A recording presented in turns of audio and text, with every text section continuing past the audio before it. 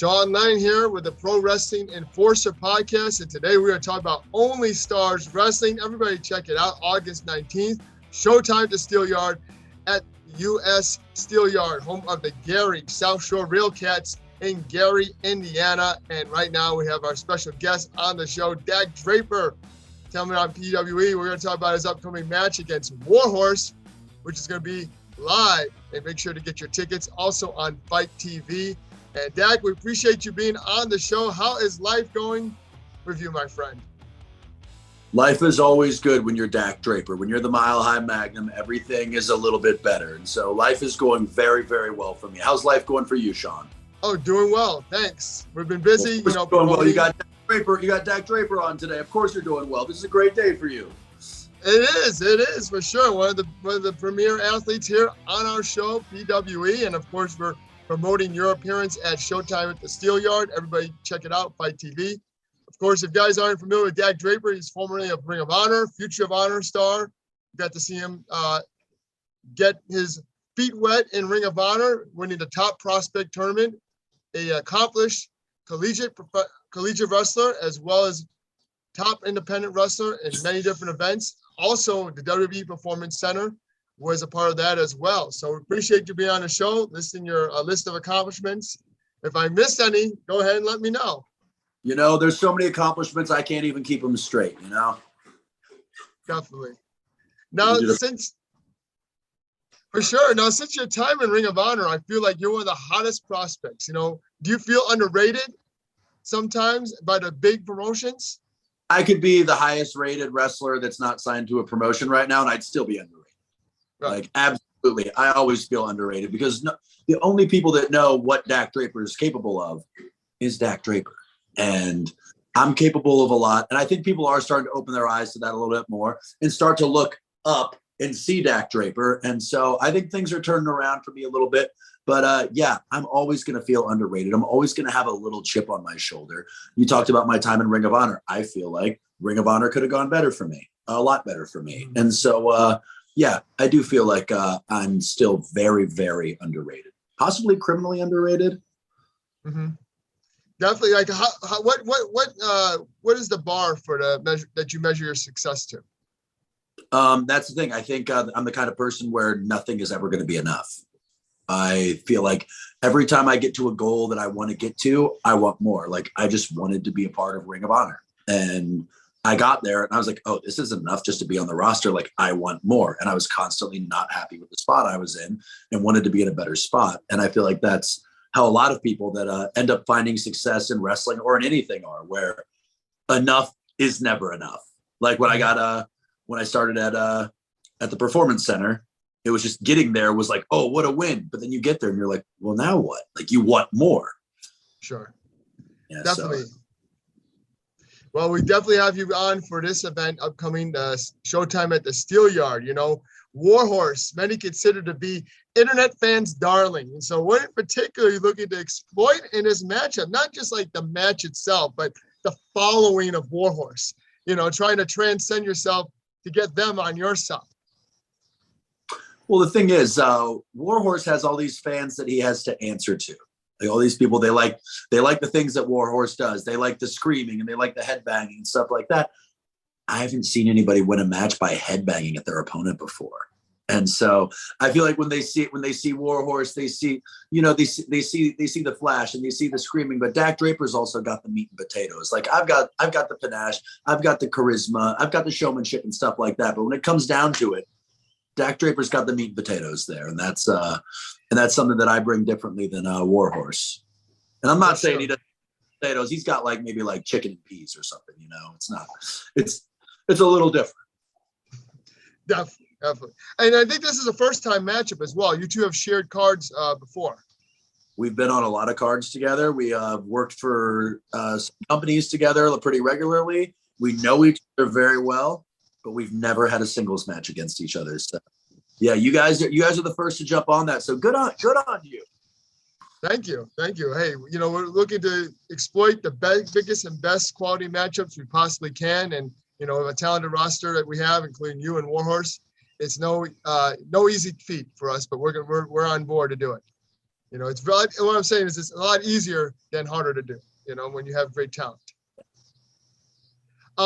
No, so you're going to start by going through your opponent. You know, what are other matches that have your interest on this card? Oh, well, definitely the PCO, Loki, and Josh Alexander match. Yeah. That is because it's such a mix of guys where PCO is a guy that I've been in the ring with before. And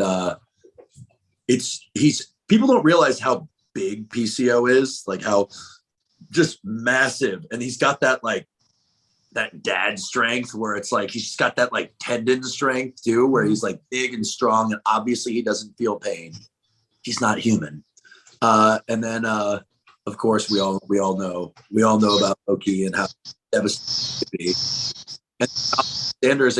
And Josh Alexander is a guy that I've really wanted to wrestle for a while now, because he is one of those wrestlers that he's in such good shape, and you can just tell that he trains so hard and he takes it so seriously that he always brings like a different level of athleticism. And I feel like we're similar in that regard, where we both take our training outside of the ring and outside of shows and live the life so much that I'm just really interested to see that blend of styles, that blend of just three very different guys meet up in the ring, and just see how that goes and what happens. Yeah, for sure. And from three very distinct eras too. Yes, very much so.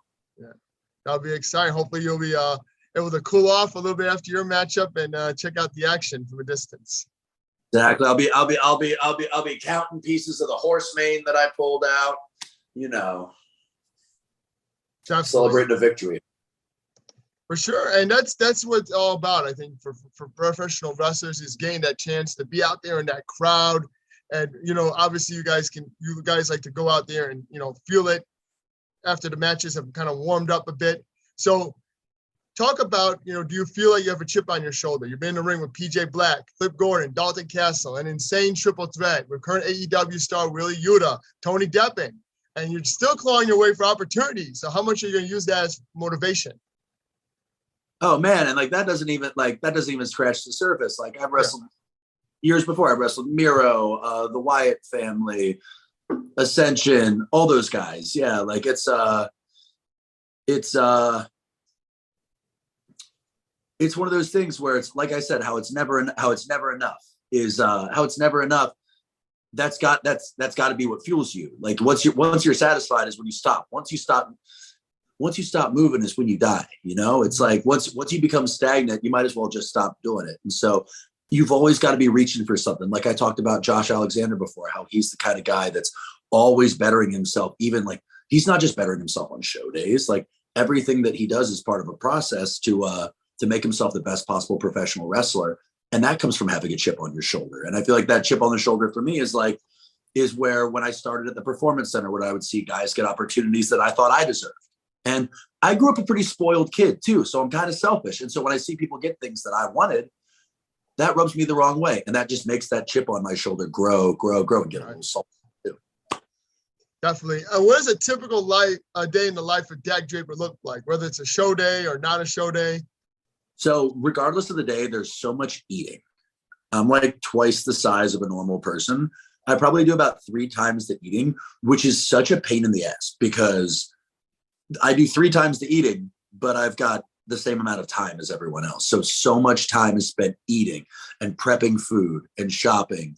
Then I do 2 workouts a day. I typically do a cardio workout, like a functional workout, which is like 45 minutes, really high intensity, a lot of like running, jumping, core, balance stuff, explosive stuff, all kinds of crazy things that like, you know, things that you see people doing all crazy on the internet, like that. And then in the evening, I'll do like a traditional, just like heavy lift where I'm like really like handling some heavy weight, because I think that's so important to put your muscles under stress regularly, because yeah, you can have the function and you can be fast and you can be athletic and agile like I am, but you still need to be strong, because when it comes down to it, like, yeah, you can have all the dessert and you can have all the toppings and all that. You got to have the meat and potatoes, and you get the meat and potatoes with lifting weights. For sure. And what brings your natural attitude out? I don't know. I've always been this way. Probably just me being me. It's how I like to behave. And oh, hello there. See, look at this. Even animals are running up to me all the time. This is Dak Draper. Nice. No, he's not gonna jump up. No, my natural attitude, I think it comes from probably like a lifetime of playing sports. I was always around athletes. In the summers, I just spent summers at sports camps. And so I was always just around other people that were trying to be the best athlete that they could. And you get a lot of personalities in that, because you have to be selfish to be successful at some point, because it's a time commitment. And so when you're around that many people, you kind of develop that kind of attitude.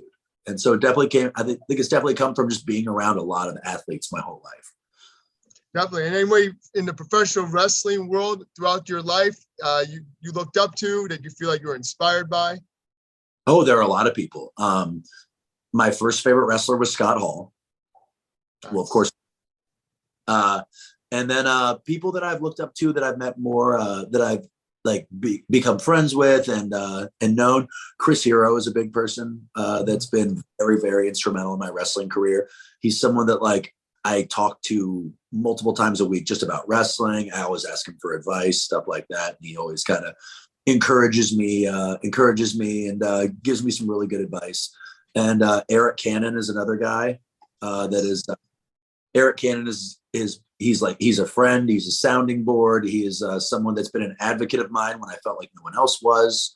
Other people, of course, I've had coaches at the WWE Performance Center that were awesome to me, like Nick Dinsmore, Billy Gunn. Of course, all those coaches, Norman Smiley, Robbie Brookside, they're all a lot of the coaches that have dealt with me have been so great for me too.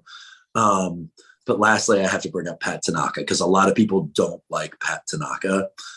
Pat Tanaka was my original wrestling trainer. And Pat Tanaka and I have a very strong bond. And I feel like a lot of that comes from, he was trained by Hiro Matsuda in those very, very hard training sessions in Florida back in the 70s or 80s. And so that's how he started us out, with 500 squats before we even get in the ring and start moving around and stuff like that, where Pat just showed how hard wrestling needs to be for you to do it at a high level. And he always held me to a really high standard. I'd come to the back and he'd tear my matches apart. And Pat Tanaka was my original pro wrestling mentor. Nice. And what are your intentions in Only Stars Wrestling, a market that you probably haven't broken into yet? You're going to be in Gary, Indiana, Northwest Indiana, Chicago area.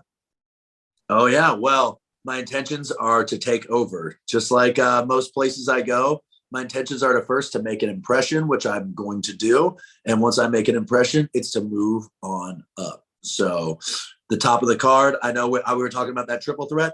Next show, I want to be the guy in the match that everybody's talking about. I want to be the guy in the match they're like, oh yeah, that match has to be the main event. So my intentions are to become the biggest star in Only Stars. For sure. That's our intention as a company, is we want people talking about us throughout the whole weekend. If they go to another show, they're like, damn, you didn't go to Only Stars Wrestling. You didn't see Dak Draper and Warrior and Warhorse. What are your mind? And everyone's gonna be asking me about the next one. Yeah. I'm sorry. Exactly. Go ahead. It was Dak Draper and some guy named Warrior or something, because they're only going to remember Dak Draper. Yeah, exactly. No, it's just because there's other promotions and stuff named that. But listen, you should be main event money. So why is Dak Draper going to be the only star in Gary, Indiana, August 19th? Because I'm going to bring a package that nobody in Gary, Indiana has seen. When you just look at my size, and if you look at me, you're like, oh my God, this guy is 6'5". He's not only has giant muscles, but he's defined muscles. How does he do that? He should be in a bodybuilding show. And then on that alone, but then you're like, oh my God, he can talk. He can communicate with me. What else about this guy? What else is there about this guy? There can't possibly be anything else good. Oh my God, this guy's a great athlete too. He weighs 250 pounds. He moves like a guy who weighs 150 pounds. When you bring all those things together, you're going to realize why they call me the living tall tale, because there's so many great things about me. It's hard to believe that I really exist. Yeah, for sure, man. I can't hardly believe it myself, man. And we got you here on Pro Wrestling Enforcer podcast, and we've got a stadium, an outdoor stadium that's going to be filled with fans. They're all going to be rooting your name. So I'm sure that's exciting as well. Everybody needs to come out, check out Only Stars Wrestling on August 19th. Tell them why they should, Dak. Tell them why all the fans want. Only Stars Wrestling, because this is going to be the time that you're going to be able to tell your grandchildren and your grandchildren's grandchildren about when you came out to an outdoor stadium and you saw the mile-high Magnum Dak Draper throw Warhorse, see, Warhouse, Warrior, Warhorse, whatever you want to call him, saw Dak Draper beat him from pillar to post, and it changed your life forever.